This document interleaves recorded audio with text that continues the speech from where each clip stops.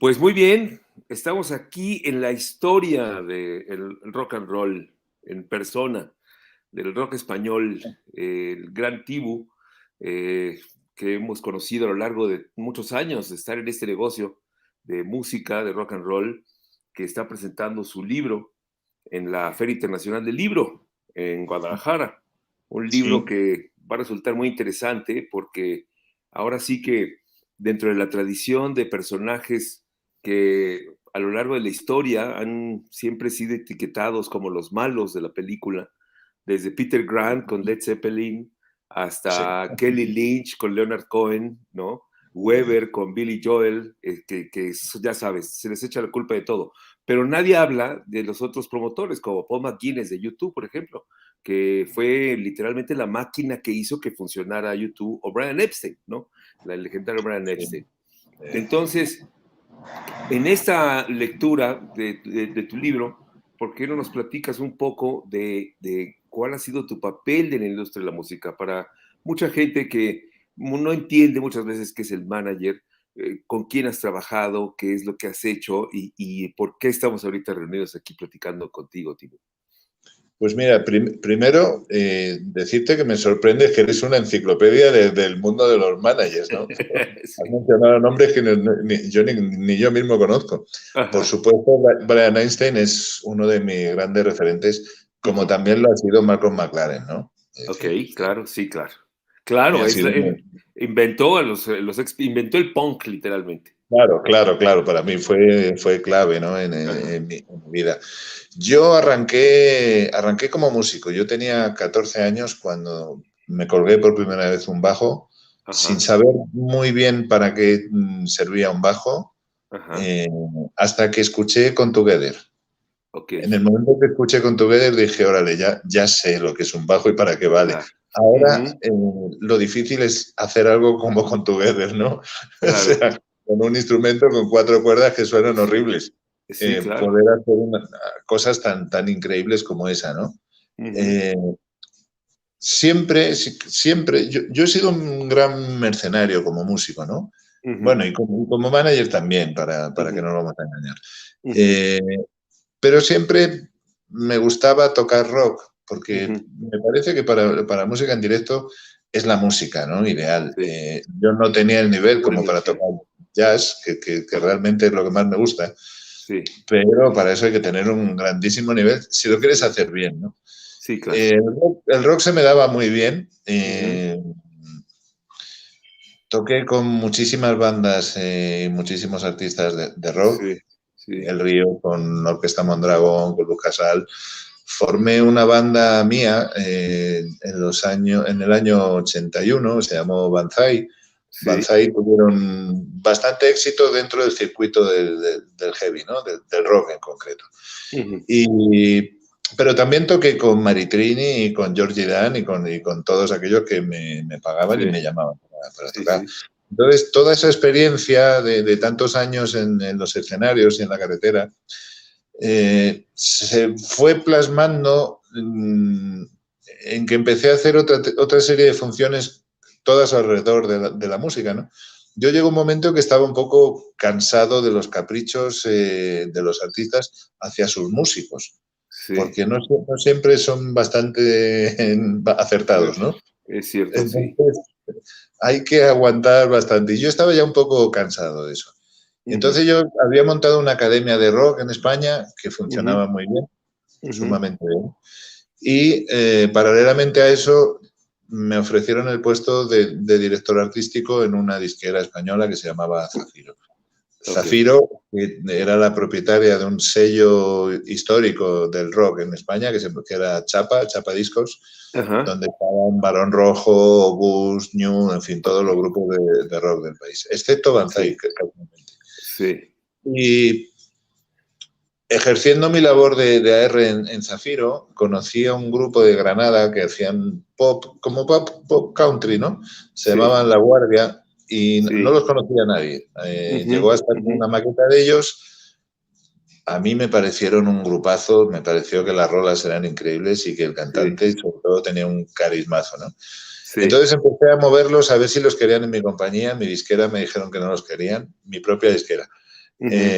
Luego los moví a todas las multis que había en ese momento, estaban todas, estaba Sony, Warner, Universal, Virgin, todas. ¿De qué año estamos hablando más o menos? Del año 86. Ok. Ninguna los quiso. O sea, ninguna. Todos me dijeron, no, es que esto es country de Sierra Nevada, me decían, ¿no? Sí. Bueno, al final me puse tan sumamente pesado con mi disquera que yo dije, oye, yo necesito sacar este disco. Sí. Y mi propia disquera me dijeron, mira, te vamos a dar 800.000 pesetas, imagínate que era nada. Sí.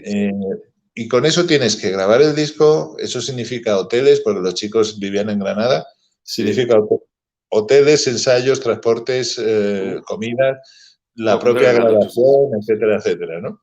Entonces, yo tenía muchas ganas de sacar ese disco. No teníamos tampoco dinero para un productor. Yo nunca había producido un disco, no sabía muy bien cómo hacerlo, ¿no?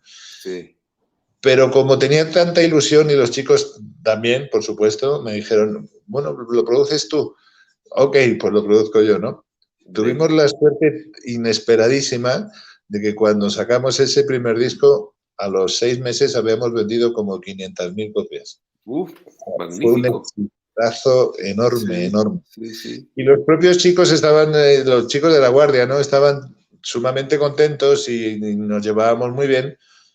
Y ellos son los que me propusieron, oye, Tibu, ¿por qué no te haces cargo de nuestro management? Porque no queremos otro manager, queremos trabajar contigo. Sí. Yo estaba tan loco y estoy tan loco que en ese momento me gustó la idea y les dije, pues sí, me parece bien. Pero para mí era como sentarme en los mandos de un jumbo. Sí. Y manejar el jumbo. Yo no tenía ni idea de qué carajo tenía que hacer un manager, ¿no? Era como, pues como me da susto, ¿no? Sí, claro. Pero al final, pues conseguimos hacerlo muy bien. Ese año hicimos en torno a 120 shows. Grabamos un segundo disco que ya fue increíble. O sea, fue un éxito igual enorme. Un disco que se llamaba Cuando brille el sol. Sí. Y empezaron a llamarme otros grupos, ¿no? O sea, al reflejo de lo que estaba pasando con La Guardia, al ver el pues éxito, claro. Otros grupos a decirme, oye, y entonces apareció Ole Ole, apareció Mondragón, de la que yo había sido bajista. Entonces, imagínate la ilusión que a mí me hacía de repente volver a trabajar con Javier Gurruchaga como manager esta vez, ¿no? Sí, y así he estado llevando carreras de artistas hasta hoy, ¿no? O sea, yo creo que han sido más de 100 artistas los que han pasado por mí. Impresionante y sobre todo en ese momento en el que estaba abriéndose la frontera también para llegar a América Latina. Coincide el 86, 87 con la apertura de Rock en tu idioma y entonces la expansión hacia el mercado iberoamericano, que fue muy importante y donde también tú tuviste un papel muy importante, que nos trajiste a México a esas bandas como Leo Le, Hombres G y la Orquesta Mondragón, que aunque eran conocidos mucho en el underground, tú les diste una proyección de manera más grande, más masiva, ¿no? Sí. Bueno, y luego pasa la historia, llegamos al siglo XXI y hay una relación conflictiva con una banda que tiene como consecuencia una serie de problemas legales. Por eso te ponía los ejemplos de Kelly Lynch con Leonard Cohen o Weber con Billy Joel, ¿no? Que fueron demandados por cantidades espectaculares. En el caso de Kelly Lynch por Leonard Cohen la demandó por $9,5 millones y Billy Joel por $90 millones a su manager, acusándolos de que habían manejado las cosas sin avisarles nada. Y eso es algo que del lado de los artistas suele ocurrir mucho, ¿no? El artista dice, yo no quiero saber nada de dinero y confío en esta persona, yo quiero seguir inspirándome y haciendo talento. Exacto. Ese es un poco el problema, ¿no? La propia dejadez del artista. En mi caso, lo mío fue mucho más humilde que lo que has comentado. Lo mío eran 200.000 euros, que finalmente logré demostrar que yo no los había manejado, ¿no?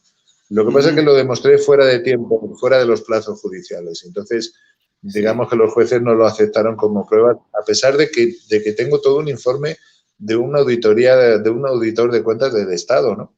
Con su firma y su sello. donde se demuestra en esa auditoría que yo no me quedé con absolutamente nada, ¿no? No.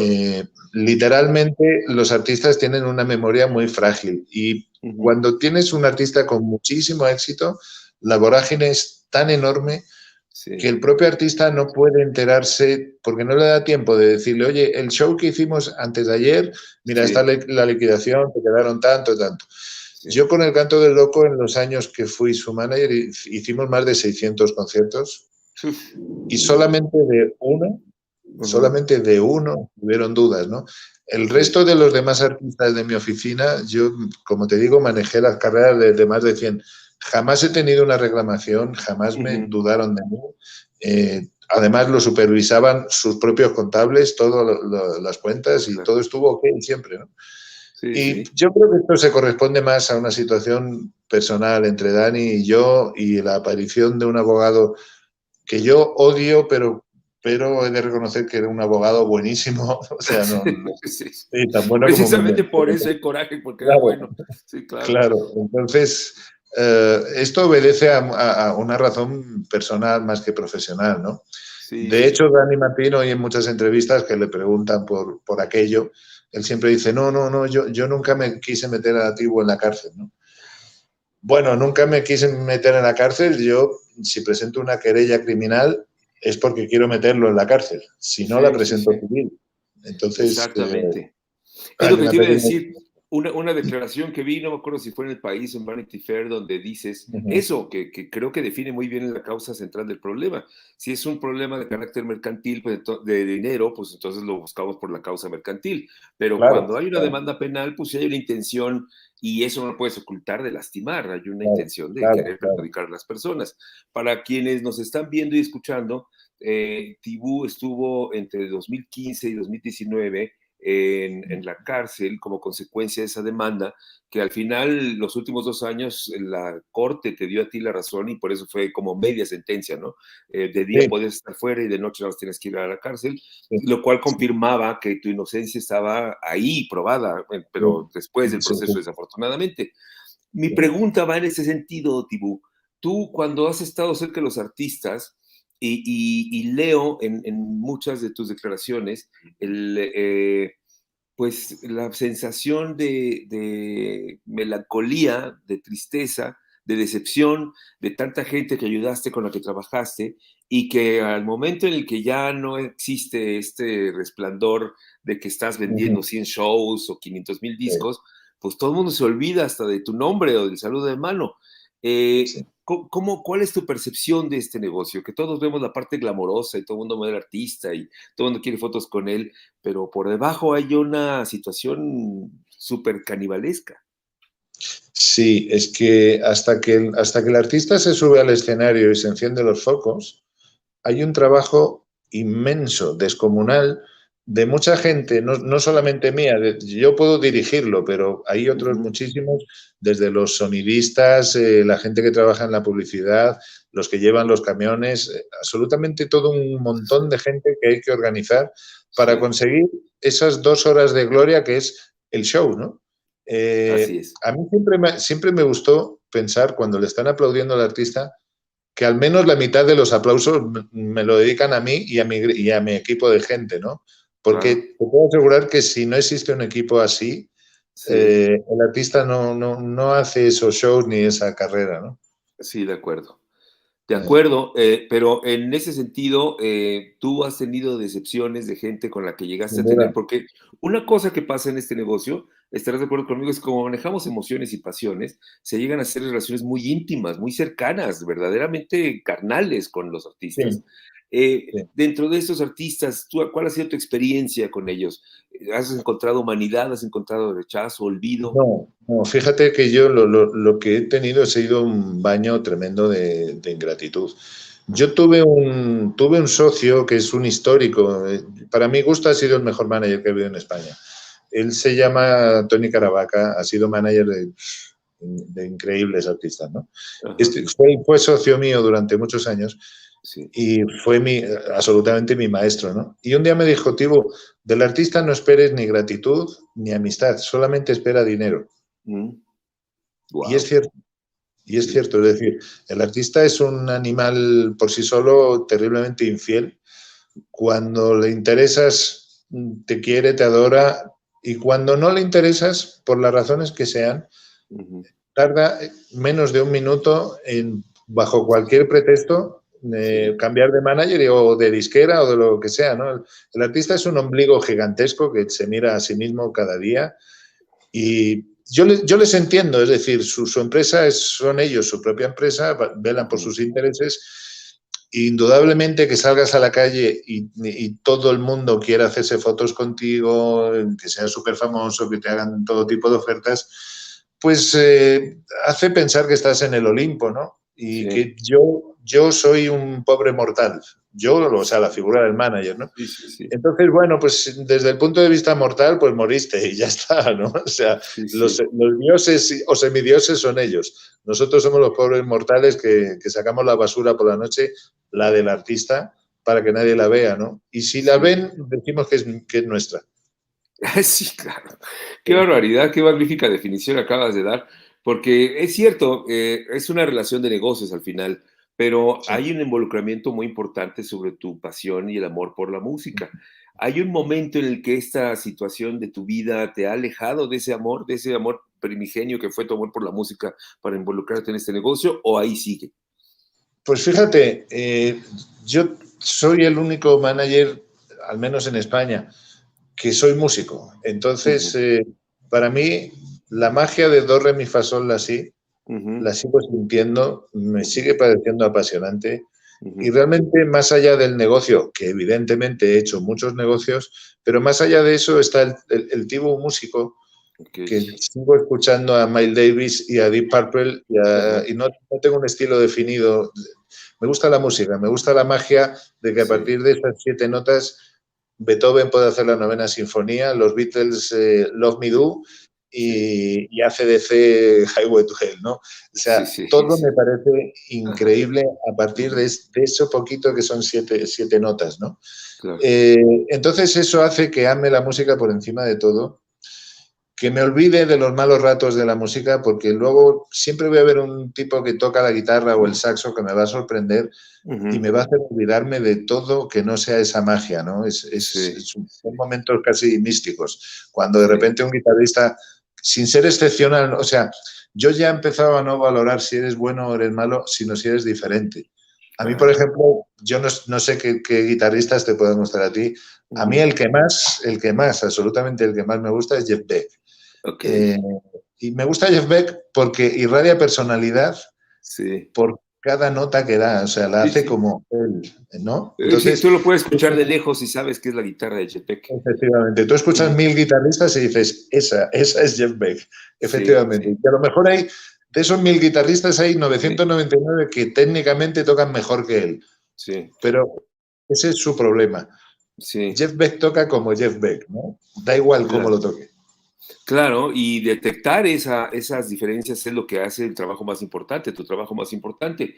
Ahora, Claro, ¿qué tan difícil o cómo te sientes? Debe ser, te gusta estar en medio del torbellino, porque publicar un sí. libro como el que estás publicando, y vamos a decirlo así, todavía con tanta vida por delante, pues es enfrentarte con gente que seguramente va a brincar, lo van a negar, va a haber historias, va a haber chismes, va a haber polémica.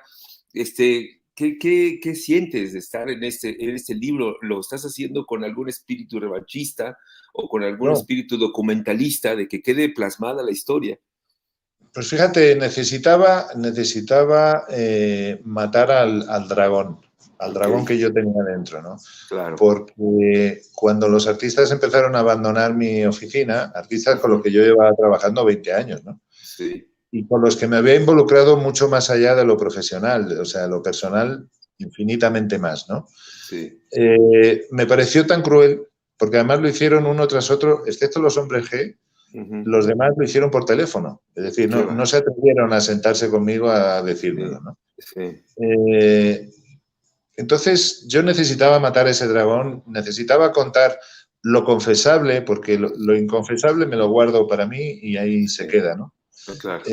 Y lo inconfesable es infinitamente más grande que lo que he publicado en el libro, ¿no? En el libro he Sí, contado lo que creo que hace justicia y que de alguna manera yo necesitaba hacer tabula rasa de todo lo que había sido mi vida y mi experiencia hasta ese momento, ¿no? sí, Ni ellos son tan buenos ni yo soy tan malo. sí, ¿Vale? Entonces necesitaba poner cada cosa en su sitio para claro, poder volver a empezar de cero y no sí, cometer los mismos errores, ¿no? claro. No, No, además yo no, creo que es muy no importante. digo una intención clara de revancha, porque si la hubiera tenido, con que hubiera publicado un poquito más, ahí Ujú, sí hubiera habido una revancha grande, ¿no? Y ok. entonces me he limitado a contar lo que me ha parecido que podía contar, ¿no? No, y te quería decir que eso también yo creo que es muy importante porque desafortunadamente cuando te conviertes en la víctima, entre comillas, pues todo mundo avienta hachazos sin ton ni son. Y hay que Sí, poner uno su propio lugar, ¿no? Y decir, a ver, espérame, la historia yo también tengo que contar y esta es mi historia. Ahora, dentro de esos límites de la historia que estás contando, lo que dices me parece muy importante, es más valioso lo que sabes y no estás diciendo que lo que sabes y estás diciendo. sí. ¿Cuál fue tu límite? ¿Hay afectos en el libro? ¿Hay cuidados de algunas personas? ¿O realmente, como te lo decía hace un momento, la idea también es que es un libro que alguien que quiere dedicarse a la industria de la música pueda leerlo y tener como una reflexión de decir, ¿vale la pena o no vale la pena? Porque si es una industria, al final del día, cuando llegas a las alturas que tú has llegado, es una industria peligrosa. Sin duda, sin duda. También me apetecía, digamos que mi seña de identidad, siendo manager, ha sido que yo, por defender al artista, nunca me casé con nadie. Es Ujú, decir, yo a las disqueras les he puesto siempre en su sitio. Cuando he tenido que decirles que no a algo, se lo he ok. dicho sin ningún miedo. Ujú, Cuando a las radios o a los medios, a determinados medios, les he tenido que decir también que no. Y me han ujú, ofrecido negocios realmente raros, sí, pues yo soy el primero que les he dicho, oye, mira, no, yo ahí no entro, lo siento sí, mucho. sí. Entonces eso me granjeó, yo no no he sido nunca un manager cómodo.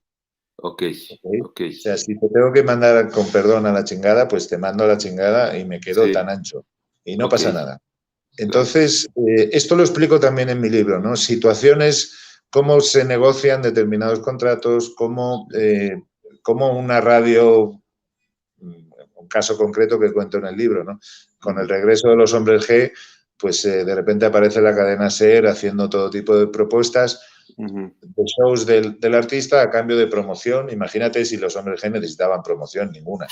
claro. Eh, y yo directamente me negué a ello y eso fue una revolución dentro de la cadena SER hasta el punto que el propio dueño de la cadena SER tuvo que reunirse conmigo y al Mm, final terminaron pagando, porque el artista, yo no creo que alguien que vende tacos los regale, ni alguien que claro, venda, ni un cirujano opera gratis. sí, Entonces, ¿por qué el artista tiene que salir a cantar gratis a un sitio, no? sí, claro. Entonces, ese tipo de situaciones las cuento en el libro, Ujú, negociaciones con festivales de música que piensan que son más importantes el propio festival que el artista, ¿no? sí, Y yo de repente le doy la vuelta y le saco la nota enorme sí, sí, al manager de los Rolling Stones, ¿no? O sí, sea, claro. eso fue una maravillosa lucha que tuve con... Es íntimo amigo mío, pero es Ujú, íntimo amigo mío cuando los dos no estamos trabajando. Si estamos es- trabajando, nos ponemos el cuchillo en la boca y a matar, ¿no?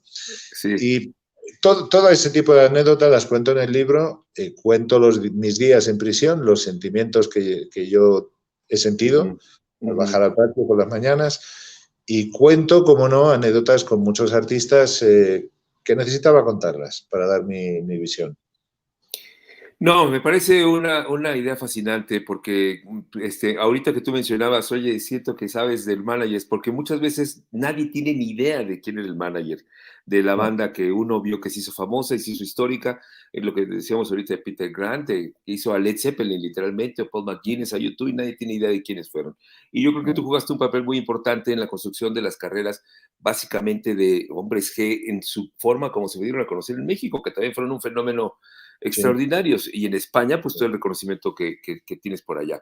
Ya casi para terminar, Tibú, eh, ¿Cómo ves tú la escena musical hoy en día? Ya no dominan las compañías disqueras, ya no domina la radio ni la televisión como antes, No. es una multiplicidad de medios que se multiplican de una manera impresionante con propuestas, los músicos ya graban directamente en su casa. ¿Cómo ves Ujú. la escena actual de la música?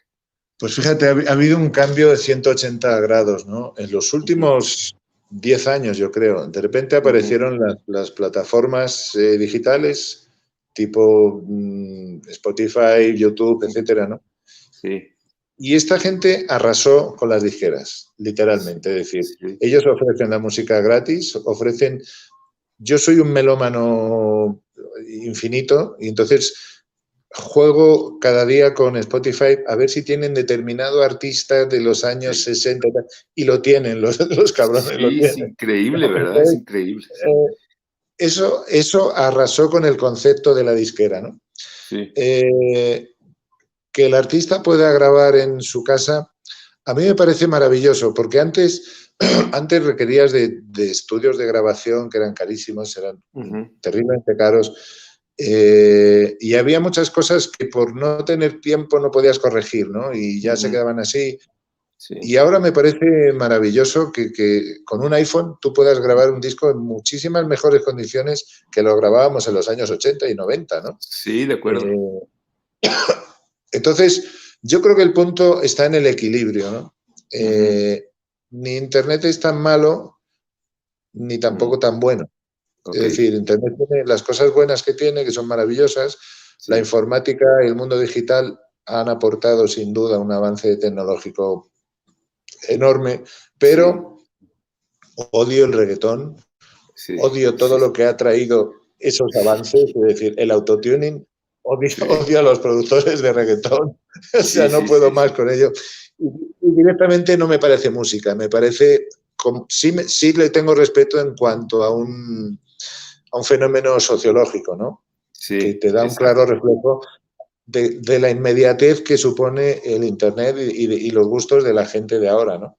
Así es. Pero no quiero tirar la toalla y quiero pensar que hay un nicho de gente que todavía le gusta la música hecha por músicos y con Ujú. sentimientos y con carreras largas. Sí, y en ese sentido va a ser mi penúltima pregunta. ¿Cómo ves tú el fenómeno que se ha creado a nivel mundial con la película Get Back de los Beatles y con la muerte de Charlie Watts, el revival de la gira de los Rolling Stones? Y yo veo que mucha gente menor de 40 años, 35 años, se está revalorando ese tipo de músicos que hacen música de veras, que platican historias con sus canciones. ¿Tú sientes que sí hay una especie de revival sobre estos tipos de necesidad de buena música? Sí, yo creo que más que un revival, de repente la gente algunos están reviviendo cosas que vivieron Ujú, y otros muchos las están descubriendo. De repente hay gente joven que ujú, ahora que se vuelven fans de los Rolling Stones porque no los conocían ujú. y de repente que se muera el batería avienta más discos en las redes, ¿no? Sí, Y exacto. los chavales que no habían tenido acceso a Honky Tonk Woman, de repente Ajá, parece increíble. sí. Afortunadamente reconduce un poco la música hacia la propia música, ¿no? Y se olvidan Ujú, ujú, de eso, de la música urbana, etcétera, que bueno, pues puede tener su momento, ¿no? Pero ujú. no podemos, los músicos no podemos respetar ese tipo de música, ¿no? De acuerdo contigo. Bueno, nada más ya para terminar, ahora sí, para decirle al público, Tibu es diminutivo de tiburón, para que sepan de dónde viene el origen de tu nickname. Los tiburones nunca duermen, ¿no? Y son como el animal que está siempre a la caza No, de lo que sigue y lo que viene. Eh, Así va a ser tu futuro, te ves todavía en la industria, tu libro es aquí vengo de regreso, gente, y vamos por más. sí, mi futuro es el de un tiburón ya lleno de arañazos, que le faltan Ajá. algunos dientes, pero todavía con ganas de morder. Sí, sí, verdad. Muy bien, pues oye, muchas gracias, Tibu, muchas felicidades por tu libro. Ya se fue A la vosotros, un presentación. placer. ¿Cuándo se presenta el libro en la Feria Internacional? El próximo sábado, día 4 a las 12 de mediodía, hago la rueda de prensa y luego a la 1 habrá una firma de discos allí en el stand, ¿no? Y estoy ansioso por ver qué pasa, ¿no? Porque nunca me he enfrentado a algo semejante y tengo muchas ganas. No, y vas a ver que México y Guadalajara son ciudades, la ciudad de Guadalajara es sumamente combativa, juvenil y muy rock and rollera. Entonces, creo que te va a ir muy bien. Te vas a encontrar con algunos cuestionamientos, pero seguramente va a salir bien librado y muchas felicidades por tu publicación. Qué bien.